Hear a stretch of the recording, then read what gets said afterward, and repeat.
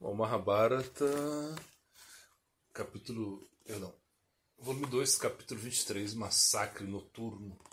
Ao deixar o campo de batalha, os Pandavas foram até o acampamento de Duryodhana, como tradicional a fim de buscar os espólios, mas encontraram um acampamento desértico, salvo por alguns poucos criados. Conduziram-se em suas quadrigas até a tenda real de Duryodhana e apearam. Quando Arjuna estava prestes a descer de sua quadriga, Krishna disse: "Carrega contigo Gandiva e todas suas aljavas, ó Partha. Apearei após tua pessoa." Arjuna olhou para Krishna, expressando curiosidade em seu olhar, mas procedeu como solicitado. Depois que Arjuna apeou, Krishna saltou da quadriga. Nesse momento, Hanuman deixou a flama e desapareceu. Quando fizeram, a quadriga subitamente ardeu em chamas. Sem nenhuma causa aparente, em instantes reduziu-se a uma pilha de cinzas. Os Pandavas olhavam atônitos aos destroços enegrecidos pelo fogo e ainda candentes. Arjuna indagou a Krishna o que acontecera e este respondeu: a quadriga foi atingida pelas mais poderosas armas celestes, somente devido à minha presença não fora abrasada anteriormente. Krishna aproximou-se de Yudhishthira e abraçou com um sorriso: ó rei, por boa fortuna triunfastes, por boa fortuna tu e todos os teus irmãos estão bem, agora faz o que seja necessário para reinar a terra. Passando um braço em torno do ombro de Arjuna, Krishna continuou: anteriormente, esse Dhananjaya saudou-me quando estive em Virata, ofertando-me adoração e amor. Ele disse: ó Keshava, és meu irmão e meu amigo, com efeito, és o mestre de minha vida. Por conseguinte, deves sempre proteger a pessoa minha. Eu disse que assim se dê, e mantive minha palavra. Lágrimas rolaram dos olhos dos Pandavas à medida que Krishna falava. Em uma voz embargada, Yudhishthira respondeu: certamente devemos nossas vidas, nossas riquezas e nosso reino a ti, ó Janardana. Todo sucesso decorre exclusivamente de teu favor. Quem senão tu poderia haver se oposto às armas de Bhishma, Drona e Karna? Unicamente devido à tua proteção foi Arjuna capaz de derrotar tão grande número de heróis invencíveis. O grande Rishi Vyasadeva disse-me que onde quer que tu estejas, sempre haverá retidão e vitória. Krishna sorriu, com um braço em torno de Yudhishthira e outro em torno de Arjuna, entrou na tenda de Duryodhana, seguido pelos demais Pandavas. A tenda vazia rememorava uma cidade destruída, destituída de festividades. O trono de ouro de Duryodhana suscitava um sentimento desolador. O mesmo era rodeado pelos assentos de seus conselheiros. Tais assentos sofisticados foram anteriormente ocupados pelos líderes escuros em suas vestes de seda e ornamentos de ouro. Agora, entretanto, assemelhavam-se a mansões abandonadas. Conforme os Pandavas vagueavam pela tenda, depararam com Jujutsu, o único filho de Dhritarashtra sobrevivente. Cheio de pesar e ciente de que a responsabilidade da liderança recairia sobre si, ponderava o que fazer. Vendo que os Pandavas ali chegaram, colocou-se de pé e ofereceu-lhe respeito. Yudhishthira abraçou e falou palavras gentis em consolação. Disse a ele que retornasse a Hastinapura e confortasse seu pai e a Gandhari, que certamente estariam submetidos a insuportável aflição. Jujutsu curvou-se perante Yudhishthira e deixou a tenda. Subindo em sua quadriga iluminada pelo luar, partiu de imediato, rumando a Hastinapura pelas veredas silvestres. Em uma imensa seção da tenda real, os Pandavas encontraram a descomunal riqueza que Duryodhana trouxera de Hastinapura: ouro, prata, gemas, pérolas, ornamentos custosos, mantas e peles encontravam-se empilhadas sobre o chão tosco e desigual. Depois de carregarem suas quadrigas com os despojos, os Pandavas descansaram um pouco sobre as muitas camas com lençóis de seda disponíveis na tenda. Conforme a noite alongava-se, Krishna disse ao Yudhishthira: ó rei, de acordo com a sagrada tradição, tu e teus irmãos devem permanecer aqui ao longo da primeira noite de vitória. o restante do exército pode retornar ao nosso acampamento. De acordo, Yudhishthira disse a seus homens que retornassem ao acampamento e descansassem, ao passo que ele e seus irmãos permaneceriam. Depois que os guerreiros haviam partido, o Pandava mais uma vez dirigiu a palavra a Krishna, expressando seu desejo de que Krishna deveria ser o primeiro de seu grupo a encontrar com Gandhari em Hastinapura. Yudhishthira temia seus poderes ascéticos, revelando sua ansiedade. Ele disse: quando a pia rainha ouça como Bhima matou seu filho, certamente há de externalizar o fogo de sua ira. Com os poderes ascéticos que acumulou, aquela venturosa mulher, sempre dada sérias austeridades, pode destruir os 3 mundos. Temo que ela nos reduza das cinzas uma vez informada do que se deu. Ó Keshava, julgo que somente tu serás capaz de apaziguá-la. Eterno e possuidor de glórias imarcessíveis, és o criador e destruidor de tudo. Com argumentos razoáveis, ó Madhava, deves destituí-la da ira e do ódio. Ante o ansioso pedido, Krishna voltou-se a Daruka e disse: prepara minha quadriga. Então partiu para a cidade. Chegando ao nascer do sol, Krishna colocou-se diretamente em direção ao palácio de Dhritarashtra, onde primeiramente se encontrou com Vyasadeva. Imediatamente se prostrou em ato de reverência, agarrando os pés do Rishi, após que, acompanhado por ele, procedeu para a câmara de Dhritarashtra. O rei cego encontrava-se sentado em silêncio, com Gandhari ao seu lado. Uma vez anunciado por Vyasadeva, Krishna aproximou-se e segurou a mão de Dhritarashtra. Krishna chorou abertamente por algum tempo, sem nada a dizer. Krishna então lavou seus olhos e sua face com água fria, servida por um criado, ainda segurando a mão de Dhritarashtra, disse gentilmente: ó rei Bharata, Vossa Majestade tudo sabe acerca do passado e do futuro, e é deveras ciente do curso do tempo. Tudo que vem a existir será novamente destruído no devido momento. Algo que nenhum homem pode mudar. Ó rei, por respeito a Vossa Majestade, os Pandavas tentaram repetidamente estabelecer um acordo de paz, a fim de evitarem esta destruição. O virtuoso Yudhishthira tolerou toda sorte de sofrimento, até mesmo se exilando e vivendo escondido, e ele e seus irmãos foram submetidos a todo tipo de intempéries, como se abandonados com a esperança que a paz seria estabelecida. Na câmara de Dhritarashtra, Krishna olhou ao seu redor. Os primeiros raios do sol brilhavam através das treliças, brilhando sobre os numerosos assentos vazios ao redor do salão. Caracóis de fumaças de olíbano eram expostos pelos brilhantes feixes de luz. Vindo de fora dos jardins palacianos, o pio de vários passarinhos se fazia ouvir. Os doces cantos da natureza contrastavam com os choros crescentes e decrescentes das mulheres nas acomodações internas do palácio, que pranteavam por seus cônjuges e filhos mortos. Sentado ao lado do rei, Krishna continuou: recordando-se de tudo isso e de Vossa Majestade foi a causa de tais eventos, ó poderoso, Vossa Majestade não deve nutrir sentimentos negativos contra os Pandavas. Vossa Majestade, não é ciente da devoção de Yudhishthira por Vossa Majestade, ele está sendo consumido pela infelicidade, sentindo-se responsável pela morte de todos os seus parentes. Envergonhado, não quer colocar-se diante de Vossa Majestade nesse momento, conquanto compartilhe do pesar de Vossa Majestade. Krishna olhou a face vendada de Gandhari, endereçando-lhe suavemente: ó filho de Suvala, ó dama de excelentes votos, ouve a pessoa minha, e não existe uma mulher como tu neste mundo. Acaso te lembras de como repreendeste teu pecaminoso filho quando lhe dissestes que a vitória decorre da probidade? Ele não te deu ouvidos, agora tudo se deu segundo dissestes. Sabendo de tudo isso, ó auspiciosa rainha, não deves afligir-te. Tampouco os Pandavas deves imprecar permitindo que teu coração se incline à destruição deles.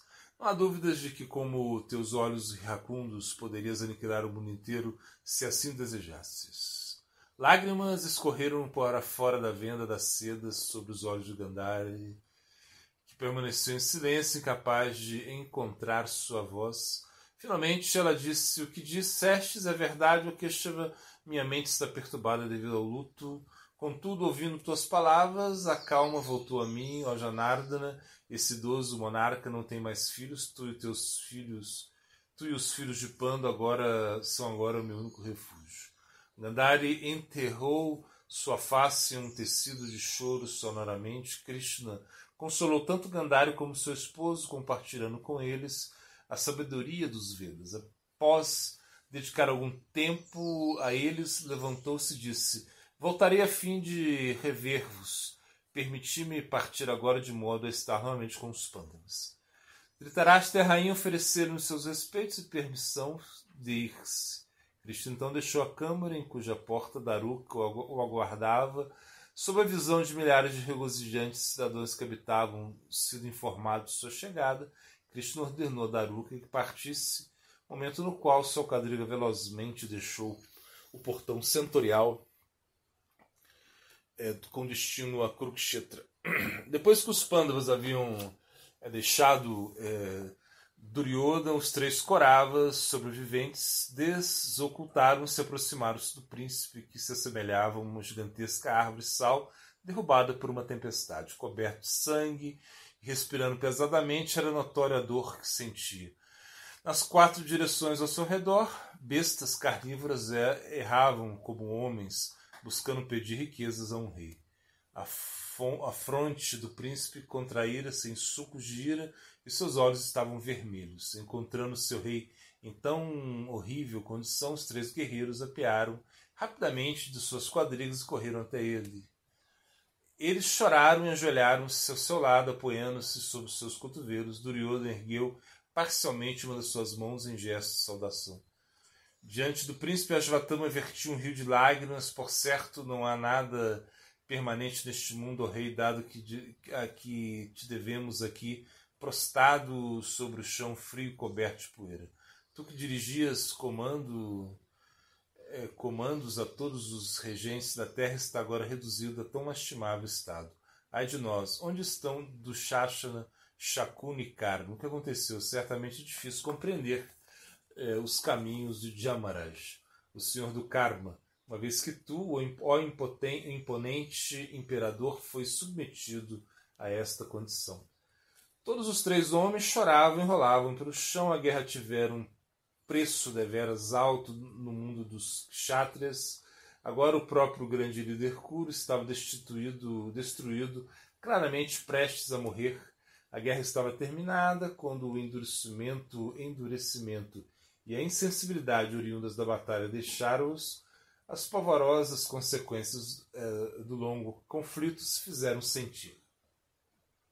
Sendo os únicos sobreviventes do exército Kuru, estando morta a maior parte dos seus parentes e amigos, como poderiam continuar a viver? O que diriam as suas mulheres? Ashvatthama continuou: pobre de nós,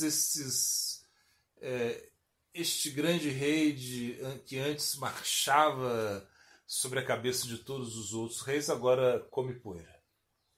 Testemunhemos os reveses que o tempo traz. Onde está a tua sombrinha puramente alva, ó rei? Onde estão os abanos de rabo, de Iaque, os incontáveis criados? Onde está o teu imenso exército? Indubitavelmente, a prosperidade de todos os mortais é instável, visto que tu, que era igual a Indra, agora te encontras em semelhante condição miserável. Contorcendo o seu rosto em dor, Duryodhana virou-se para o seu lado, erguendo sua cabeça no chão, respondeu com uma voz fraca: todos os seres vivos estão sujeitos à morte. Segundo decretou o Criador, a morte agora veio a mim. Antes de vós, por boa fortuna, fui morto em batalha enquanto eu combatia, sem dar as costas. Atingido por um golpe baixo da massa de Bhima, fui finalmente morto mediante um artifício desonroso, por boa fortuna, vós três sobrevivestes. Não vos lamenteis por mim, pois se os Vedas são realmente obras de autoridade, alcançarei as regiões de bem-aventurança.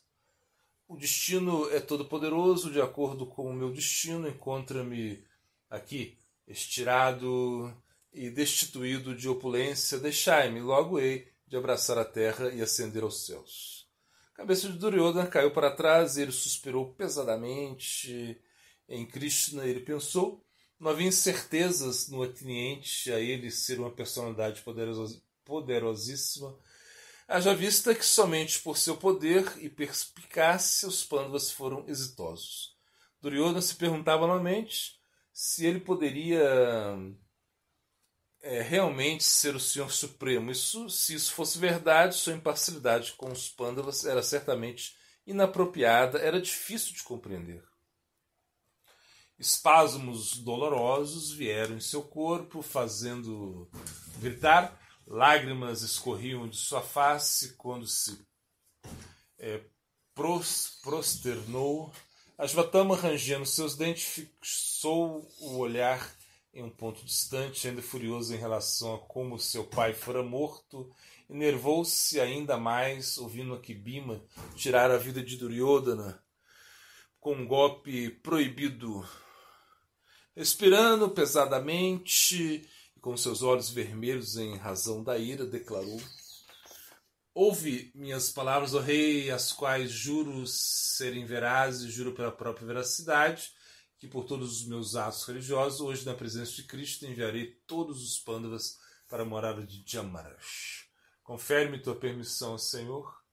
Sorrindo em meio à sua dor, Duryodhana disse: ó Kripa, traze-me rapidamente um pote de água, ó preceptor, nomeie o filho de Drona, comandante, chefe nossa força militar, que as hostilidades terminem com a morte de nossos exércitos. Assim será, disse Kripa, antes de ir ao longo e retornar com um pote de água. Após breve cerimônia, Duryodhana designou Ashvatthama, o comandante corave rugiu e subiu em sua quadriga. Kripa e Kritavarma sopraram seus búzios e subiram também em suas quadrigas, embora soubesse que uma vitória contra os Pandavas era improvável, a morte pelas suas mãos era preferível a viverem após a aniquilação de todos os beligerantes. Deixando o expirante Duryodhana onde jazia os três guerreiros sobre suas quadrigas, viajaram pela escuridão com seus corações enlutados. Logo chegaram ao local próximo ao acampamento dos Pandavas. Entrando em um solto, apearam e discutiram sua estratégia. Todos os três estavam exaustos em virtude do que se deitaram sobre a copa de uma figueira da Bengala. Era-lhes possível ouvir as celebrações do exército Pandavas. Decididos a desafiar os guerreiros após o nascer do sol, fizeram suas orações noturnas e adormeceram. Kripa e Kritavarma logo dormiram, mas Ashvatthama, irado demais para fazê-lo, fitava os galhos da figueira de Bengala, silhuetados pela lua. O som de morcegos e corujas enchia o ar e Ashvatthama mexia-se inquieto, com a sua mente tomada por pensamentos de vingança. Olhando para cima, podia ver os corpos negros de milhares de corvos a dormirem sobre a árvore.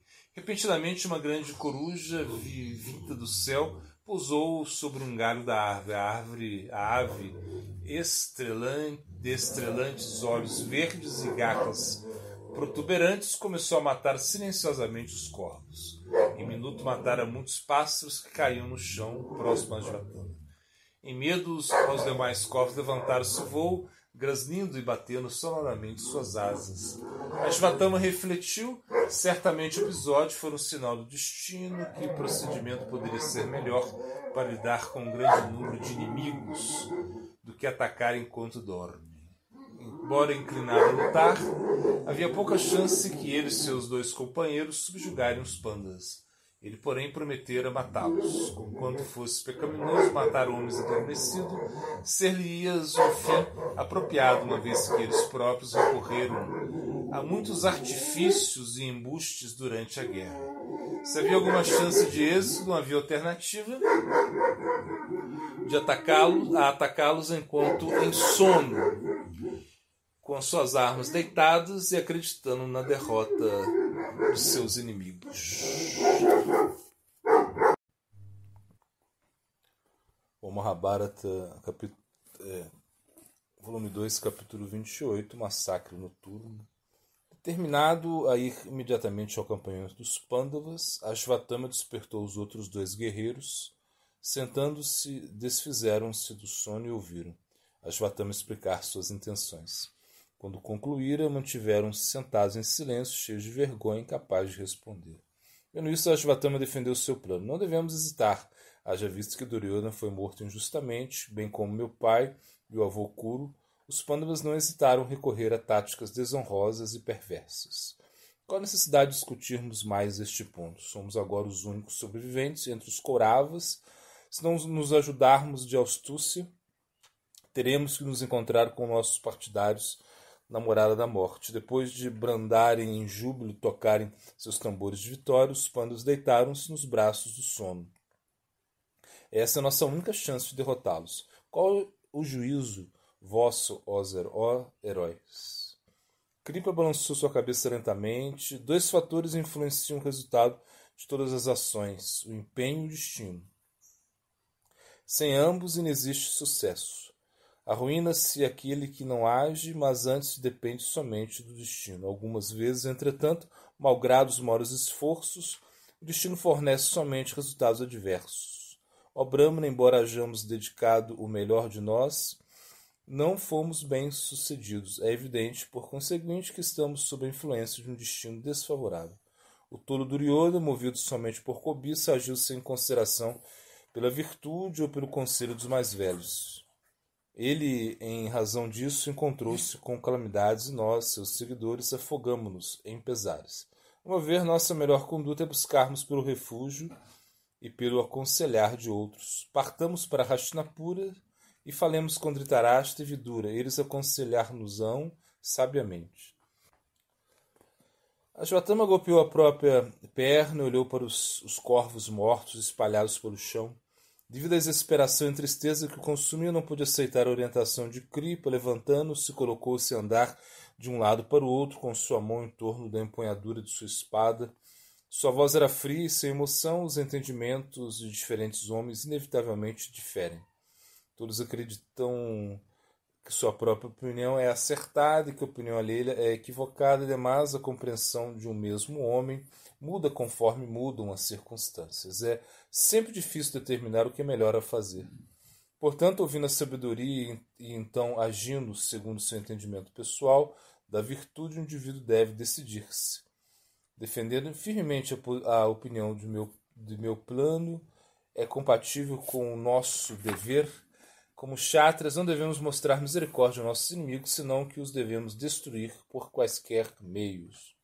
Ashvatthama deixou claro que realizaria seu plano com ou sem os préstimos dos seus aliados. A altura de sua voz elevou-se.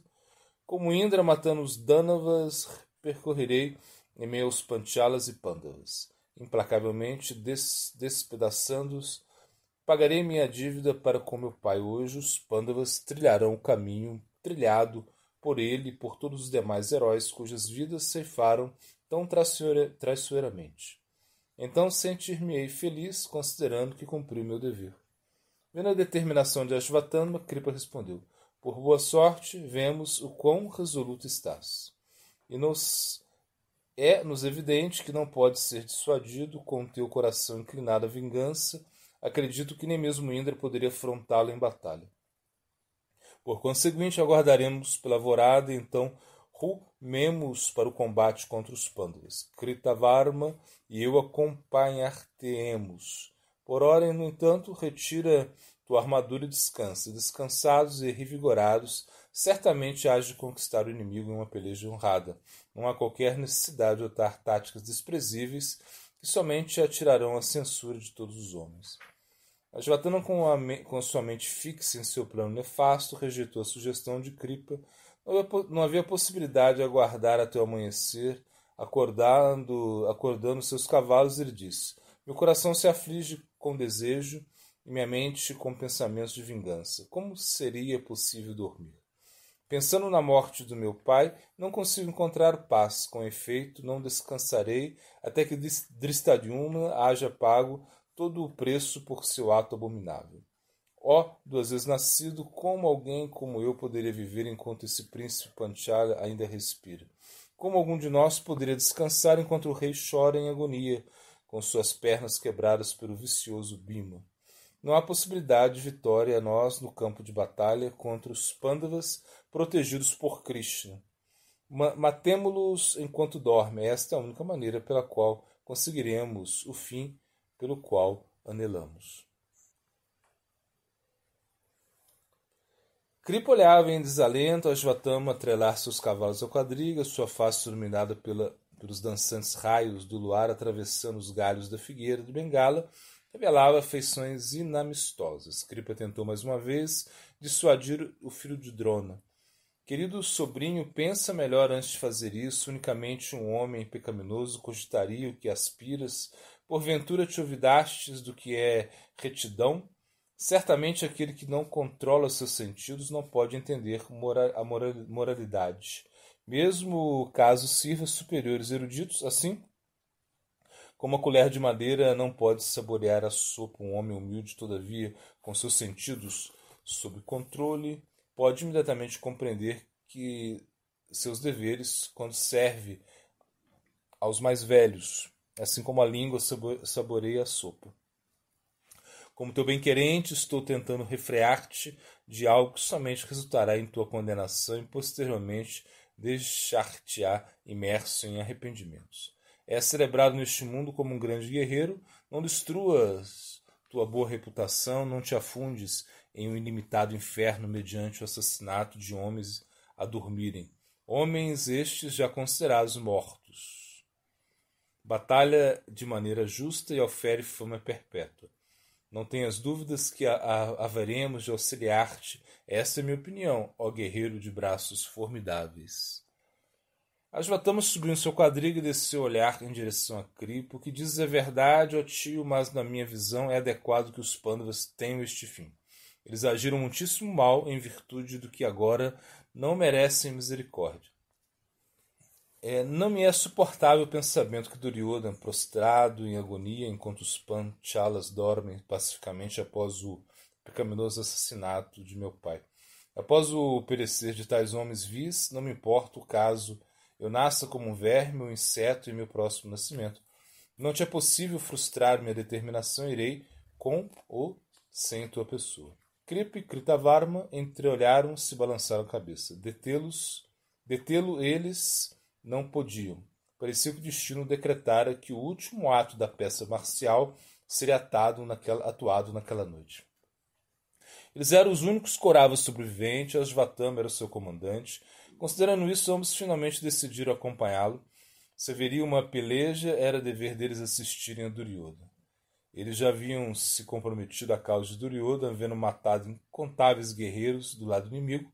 Não era apropriado abandonar a luta agora, que as últimas esperanças dos coravas dependiam deles. Conformando-se, atrelaram-se às quadrigas e seguiram Ashvatthama, que já havia partido. Quando se aproximou do portão setorial do acampamento, Ashvatthama viu diante dele um estranho ser com uma pele de tigre encharcada de sangue enrolada em torno de uma cintura. Sua veste superior era uma pele de veado negro e tinha uma grande cobra enrolada em torno de seu peito como um cordão sagrado. Em torno de seu bíceps usava suas duas cobras como braceletes. Em suas mãos segurava armas assustadoras. Sua boca parecia cuspir chamas. Em sua face aterradora tinha 100 olhos. Vendo aquela terrível personalidade, o destemido Ashvatthama ergueu seu arco e atirou numerosas armas celestes contra ele. O ser, entretanto, observou todas as armas, absorveu todas as armas e manteve-se imóvel e inabalado. Ashvatthama tirou um longo dardo de aço que voou como uma cometa brilhante, mas foi reduzido a pedaços quando chocou-se contra a figura misteriosa. O filho de Drona em seguida arrojou sua cimitarra e em seguida sua massa, mas essas armas também foram absorvidas pelo corpo do ser. Havendo esgotado suas armas, Ashvatthama viu aquela personalidade ainda de pé diante de si, Intuiu então que era Shiva, quem sempre adorava ao longo de sua vida. Somente aquela ilimitada deidade poderia haver reagido de tal forma ao seu maior poderoso ataque. Ashvatthama deitou seus ornamentos e apiou de sua quadriga. Trêmulo ajoelhou-se perante o deus. Ele certamente deveria haver dado ouvidos à demonstração de Kripa. Agora o imponente Mahadeva, indubitavelmente protegendo os planos sob a ordem de Krishna, matá-lo-ia por suas intenções pecaminosas. Tocando o chão com a cabeça, Ashvatthama ofereceu numerosas orações e à poderosíssima divindade. Após ouvir as orações e súplicas dirigidas a si, Shiva falou em voz similar a trovões. Ó criança, no decorrer de toda a Alfétana, protegi os filhos de Pandu, dado que, devido ao meu amor por Krishna, sempre me inclino aos seus adoradores. Os guerreiros Pandavas estão sendo assalteados pelo tempo agora que já realizaram os desejos e o plano da suprema providência, livrando o mundo seu grande fardo. Agora o fim destinado a eles está próximo. Ao filho de Drona está decretado que serás o instrumento da destruição deles. Dotar-te-ei de poder, apodera-te dessa espada e lança a mão dela a fim de matar os tropas Pandavas que assim restam. Shiva entregou-lhe uma longa espada que luzia com grande fulgor e tinha uma empunhadura embelezada por gemas refulgentes. Após estender a espada, Ashvatthama desvaneceu. Subitamente, Ashvatthama sentiu imensa energia ser-lhe infundida. Seu corpo parecia queimar em poderes e seus olhos incandesciam. Enquanto subia novamente em sua quadriga a fim de rumar a entrada ao acampamento dos Pandavas, tanto Kripa como Kritavarma alcançaram. Ashvatthama rejubilou-se vendo juntarem-se a ele. Sem compartilhar com eles o episódio com Shiva, o qual parecia quase um sonho, ele disse: ó heróis, fico contente que não hajais decidido negligenciar vossos deveres. Agora hemos de findar o conflito mediante a morte dos baixos Pandavas. Entrarei no acampamento e errarei por ele com o próprio Jamaraj. Vós devereis permanecer ao lado de fora, de modo que, acaso alguém tente escapar, vós os mateis. Uma vez acordoada a estratégia, Ashvatthama procedeu rapidamente para o acampamento, empunhando a resplandecente espada de Shiva. Desceu de sua quadriga e saltou sobre o muro, guiado por sinais, furtivamente colocou-se ao caminho da tenda de Drishtadyumna. Todo o acampamento se encontrava calmo e silencioso, com extenuados guerreiros em sono profundo. Ashvatthama cuidadosamente adentrou a tenda de Drishtadyumna e viu dormindo sobre um dispendioso leito de seda. Movendo-se rápida e espertamente, Ashvatthama chutou. Drishtadyumna acordou e sentou-se na cama quando foi surpreendido por Ashvatthama, agarrando pelo cabelo e arrastando para fora da cama. Ainda sentado, chutado em sua cabeça e peito. Drishtadyumna, surpreso e ainda parcialmente adormecido, foi incapaz de resistir ao seu agressor. Ashvatthama atirou no chão e pisou em seu pescoço. Drishtadyumna dilacerou seu ofensor com suas unhas e gritou: ó Ashvatthama, ceifa a vida minha com uma arma, permitindo-me, através de ti, destar-te alcançar as regiões de boa ventura reservada àqueles que morrem em batalha. Ashvatthama riu formidolosamente. Ó detestável, não existe bem-aventurança para aqueles que matam seus preceptores. Tampouco mereces a morte de um guerreiro em virtude que tirarei sua vida como o animal que és. Ashvatthama pisou copiosamente sobre Drishtadyumna com seu calcanhar, matando-o sem qualquer misericórdia. Ouvindo os gritos do príncipe Panchala, os guardas e as mulheres que estavam na tenda foram correndo ao seu encontro. Ashvatthama deixou a tenda rapidamente, procurando pelos Pandavas em si. Uma vez diante de uma grande tenda próxima àquela de Drishtadyumna, supôs havê-los encontrado. A tenda estava decorada com numerosas bandeiras e guirlandas e tinha as mais finas quadrigas douradas estacionadas perto. Ashvatthama entrou e, rumando às acomodações internas da tenda, viu 5 guerreiros dormindo próximo ao outro. Uma onda de felicidade varreu Ashvatthama, eles juntos aqui, todos os 5 irmãos, erguendo sua espada, enterrou no primeiro dos 5 homens e matou-o. e então matou de igual forma os outros 4 homens antes que pudessem despertar. Fora da tenda podia ouvir a agitação dos guerreiros procurando por ele. Com sua medonha espada erguida, correu para fora, rugindo como um leão, enfurecido, vendo avançar como a morte personificado com sua espada, pingando sangue. Os guerreiros caíram para trás, tomados de medo. Ashvatthama correu de encontro a eles, cefou-lhes a vida, assim como o leão mata veados na floresta. Rapidamente vestindo suas armaduras, outros kshatras deixaram suas tendas e rodearam Ashvatthama. Com o poder que investira Shiva, entretanto, repleto de sua própria ira, Ashvatthama rapidamente os matou.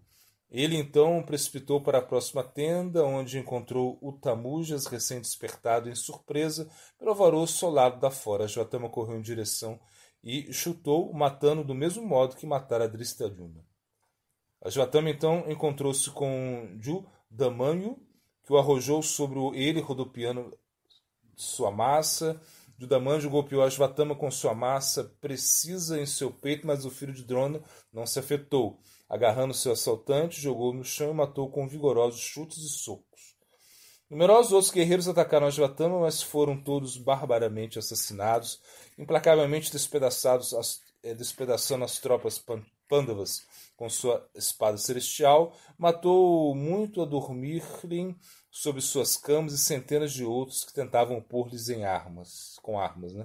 Tomado por um frenesi de ira e de sede de sangue, errava pelo campo, matando todo guerreiro com quem se encontrasse. Ao som do choro tocante das mulheres, Ashvatthama cruzava velozmente o acampamento, deixando para trás um rastro de morte.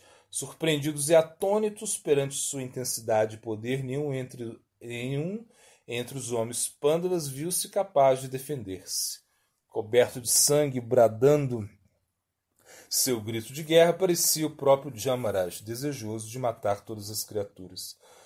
Ashvatthama matou todos os guerreiros sobreviventes, como um elefante esmagando flores de lótus de um lago. Ia em todas as direções com sua espada reluzente, frustrando todas as tentativas de defesa. Muitos rakshasas invisíveis voavam pelo acampamento, felicíssimos, vendo tantos cadáveres derramando sangue fresco. Seus gritos terríveis ressoavam e misturavam-se aos uivos medonhos de milhares de chacais. Cavalos e elefantes aterrorizados corriam a esmo selvagemente. Guerreiros confusos saíam de suas acomodações e olhavam ao redor na escuridão a fim de tentarem ver o que acontecia. Vendo Ashvatthama brandindo sua espada ensanguentada, muitos deles montaram cavalos e dispararam em direção aos portões do acampamento. Outros tentaram escapar correndo a pé à medida que os homens deixavam o acampamento. Kripa e Kritavama encontravam-nos e tiravam-nos a vida. Desarmados, com cabelos e vestes em desalinho e gritando em horror, eram cruelmente abatidos, embora clamassem por piedade. Kripa e Kritavama, sem qualquer constrangimento, mataram cada homem que cruzavam após que incendiaram as tendas. Homens corriam em direção certa, tomados de confusão e terror, e eram impiedosamente retalhados pelos 3 heróis Kauravas. Chamando pelos Pandavas, caíam mortos pelo chão, cortados em pedaços pelas armas dos Kauravas. Quando viu o crepúsculo anunciar-se, Ashvatthama, vendo que nenhum guerreiro sobrevivera à chacina, decidiu ir-se, encharcado de sangue e com sua espada parecendo uma grotesca extensão de seu braço. Tinha uma aparência horrível. Devido à morte de todas as tropas Panchalas e Pandavas por suas mãos, julgou que vingara a morte de seu pai. O Mahabharata, volume 2, capítulo 28, Massacre Noturno. O acampamento se fez novamente silencioso. As mulheres e os poucos criados, ainda com suas vidas, emudecidos diante da dor e do terror, esconderam-se até o filho de Drona mais uma vez partir pelo portão setentrional. Seus 2 companheiros aguardavam-no. Quando informaram de que ninguém fugira, exaltou-os. Uma vez sobre a sua quadriga, Ashvatthama considerou como melhor informar Duryodhana. Ele queria alegrar o príncipe derrotado antes que morresse, mas Duryodhana dificilmente acreditaria que os Pandavas e todas as suas tropas haviam sido dizimadas. Ashvatthama julgou que mostrar-lhes as cabeças dos Pandavas convencê-lo-ia, em virtude do que retornou rapidamente ao acampamento. Adentrando celeramente a tenda onde jaziam os 5 irmãos, desembaiou a sua espada a fim de os degolar. A primeira luz do alvorecer penetrara a tenda e, quando se aproximou dos corpos, desalentou-se ao ver que não eram nenhum dos Pandavas, mas sim os cinco filhos de Draupadi. Os Pandavas sequer deveriam estar presentes, dado que nenhum guerreiro escapara do acampamento. A espada de Asvatthama caiu de sua mão, profundamente desapontado, perguntava-se o que fazer. Depois de um pouco refletir, decidiu levar aquelas 5 cabeças e tentar convencer Duryodhana que eram de fato os Pandavas. Ao menos poderia levar um pouco de felicidade ao prostrado líder Kuru antes que morresse. Para sua quadriga, rumou com 5 cabeças, então partiu no acampamento ao encontro de Duryodhana. O sol acabara de nascer quando os 3 heróis chegaram onde estava Duryodhana, quem encontrava rodeado por animais carnívoros. O príncipe estava pálido e claramente à beira da morte, com dificuldade afastava os lobos e as hienas que continuamente aproximavam-se de sua pessoa. Asvatthama saltou da quadriga após afugentar as bestas, ajoelhou-se diante de Duryodhana. Kripa também apeou e ficou ao lado do príncipe moribundo. Em uma voz pesarosa, endereçou-se a ele. Certamente nada é difícil obtenção para o destino. Vê como este rei, um dia grandiosíssimo, agora jaz aqui, aquele que caminhava sobre as cabeças dos demais monarcas, agora se encontra estirado sobre a poeira, ferido pelo inimigo e mergulhado em sangue. Sua massa dourada, tão querida a ele, está ao seu lado como uma fiel esposa ao lado de seu marido. Ele anteriormente era buscado por brahmanas necessitados de riquezas, agora é buscado por animais e pássaros viciosos, desejosos de comer a sua carne. Bom, testemunha os reveses trazidos pelo tempo. Asvatthama falou com maior alegria e narrando a Duryodhana como aniquilar os Pandavas e seus aliados. A todos apresentei a morte, eis a cabeça dos 5 irmãos, ó rei. Conforme Asvatthama subia em sua quadriga a fim de buscar as cabeças, Duryodhana regalou seus olhos, suspendeu um pouco seu tronco apoiando-se sobre os cotovelos. Ó filho de Drona, conseguiste o que foi impossível mesmo a Bhishma, Karna, inclusive a teu próprio pai. Sua voz era um pouco mais alta do que um sussurro, isso me enche de felícia. Hei de partir agora para os céus, onde todos nós vamos nos reencontrar. Asvatthama desceu da quadriga, segurando as 5 cabeças pelo cabelo, colocou ao lado de Duryodhana e disse: aqui estão teus inimigos jurados, ó rei. Duryodhana esticou e tateou as cabeças, considerava difícil acreditar que pudessem ser os Pandavas. Embora parecessem, poderiam ser seus filhos, e Duryodhana sabia como distinguir. Com suas poderosas mãos apertou os crânios com toda a força. Quando fez, as cabeças racharam, em decorrência do que pôde entender que eram as cabeças dos filhos adolescentes dos Pandavas. Duryodhana, com um suspiro, estirou-se novamente sobre o chão. Esses são os filhos de Draupadi, ó Brahmana, não os Pandavas. As cabeças daqueles 5 heróis são rígidas quanto aço, mas essas cabeças esmaguei muito facilmente. Mesmo em minha condição enfraquecida, ai de nós, quão monstruoso que perpetrastes. Esses jovens eram a esperança do futuro da casa Kuru, agora tudo está perdido. Duryodhana jazia em meio a lamentações com seus olhos fechados em dor. Conquanto odiasse os Pandas, não se agradou vendo seus filhos assassinados. Agora quem continuaria o que era, afinal, a sua linhagem familiar? Todos os seus irmãos estavam mortos. Agora, matando os filhos de Draupadi, Asvatthama praticamente findara a dinastia Kuru. Pobre de mim, foram as últimas palavras de Duryodhana, antes de abandonar sua vida. Sua cabeça caiu para o lado quando seu último suspiro deixou o corpo. Os 3 Kauravas choraram em agonia, vendo que o príncipe morrera, em profundo desapontamento, em vez de júbilo pelo qual esperara. Asvatthama imediatamente experimentou remorso. Após olharem para o rei com os olhos marejando de lágrimas, os 3 homens construíram uma grande pira funerária. Acomodando o corpo de Duryodhana sobre a mesma, restaram orações e desempenharam os últimos ritos, gotejando sobre seu corpo a água do Ganges. Eles então acenderam a pira e choraram tristemente enquanto o fogo consumiu os restos mortais. Quando as chamas extinguiram-se, Kripa reuniu as cinzas e os ossos e levou para o rio, colocando-os na água com um canto de mantras védicos. Uma vez concluídos os rituais, os 13 guerreiros subiram em suas quadrigas e partiram em silêncio para Hastinapura. No capítulo 29, Ashvatthama é punido. No acampamento Korava, os pandas se haviam despertado antes do nascer do sol a fim de fazerem suas orações e seus ritos matutinais. Quando Yudhishthira completou suas abluções, o quadrigário de Drishtadyumna adentrou sua tenda correndo em grande pânico. Uma vez acalmado, descreveu os eventos da noite. Ó rei, os filhos de Draupadi, bem como aqueles de Drupada, foram totalmente mortos. Ashvatthama, Kripa e Kritavarma cometeram um ato absolutamente cruel. Nossos homens foram mortos sem misericórdia, mesmo enquanto dormiam. Ashvatthama surgiu como a morte, personificado, e tirou a vida de todos com sua espada. Qualquer um que tentasse fugir era trespassado pelas flechas dos outros dois heróis. Acredito ser eu o único sobrevivente. De algum modo, fui capaz de fugir do acampamento e vir até aqui contar-vos que presenciei. Yudhishthira soltou o peso do seu corpo e no chão pranteou. Ouvir o choro da aflição de seu irmão. Os demais irmãos pandas correram até sua presença, momento no qual foram informados acerca do que transcorrera. Também se colocaram eles a chorar e, jogando-se ao chão, a voz de Yudhishthira se fez ouvir acima dos demais. Ai de nós, após derrotarmos nosso adversário, estamos agora derrotados. Uma vitória já antes amarga, conquistada à custa das vidas de tantos familiares, tornou-se ainda mais amarga.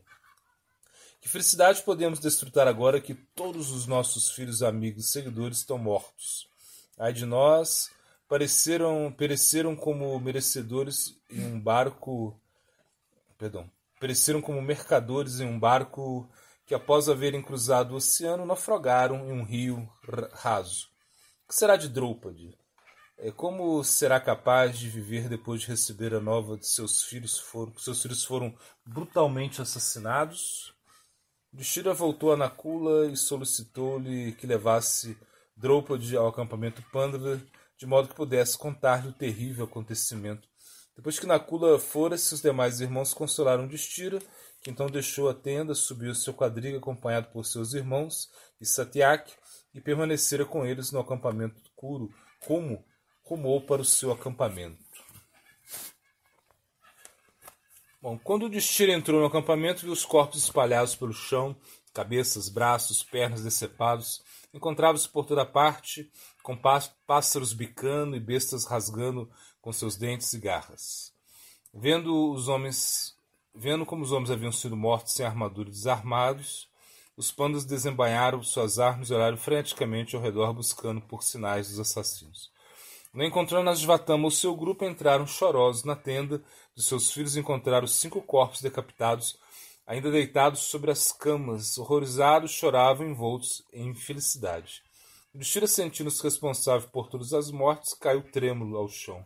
Enquanto os irmãos de Yudhishthira tentavam consolá-lo, Nakula entrou na tenda com Draupadi. Então logo ela viu os cadáveres de seus filhos, desfaleceu. Espirrando em sua face água fria, Bhima ergueu a fidalga que tremia descontroladamente. Sua delicada face enegrecera devido ao luto, assemelhando-se ao sol coberto por nuvens de chuva.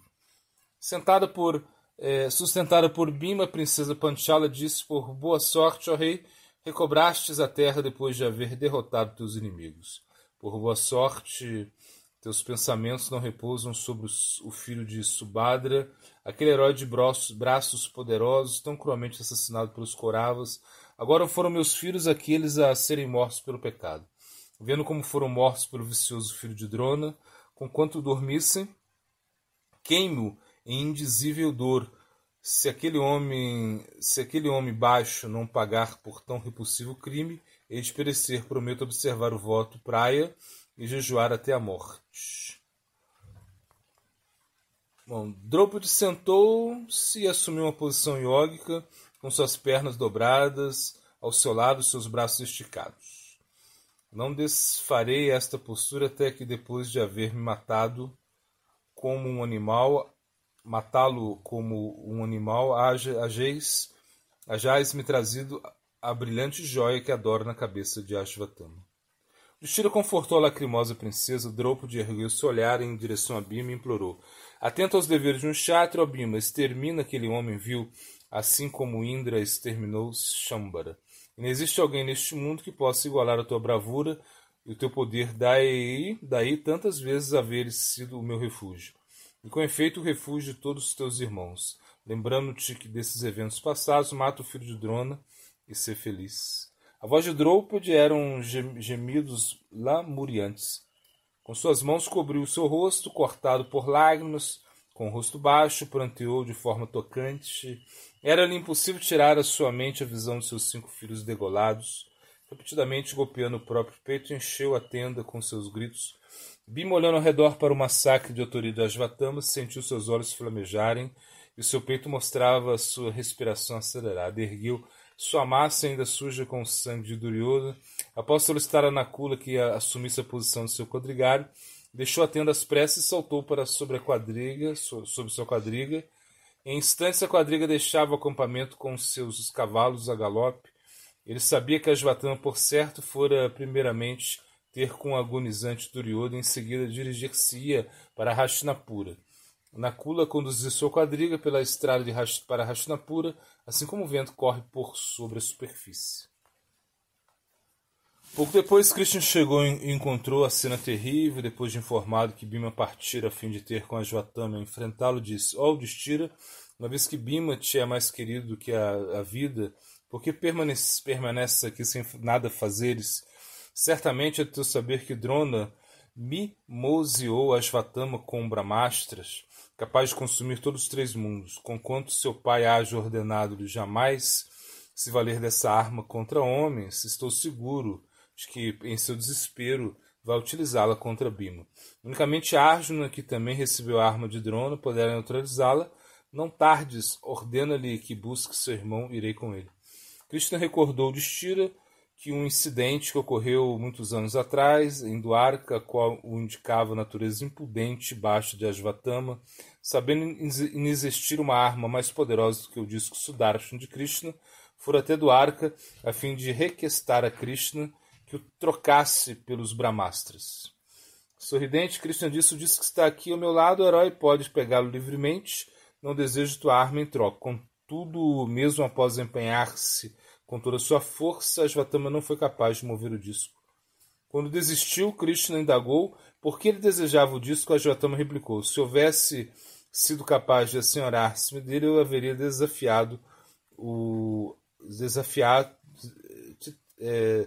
desafiado a duelo, herói diado.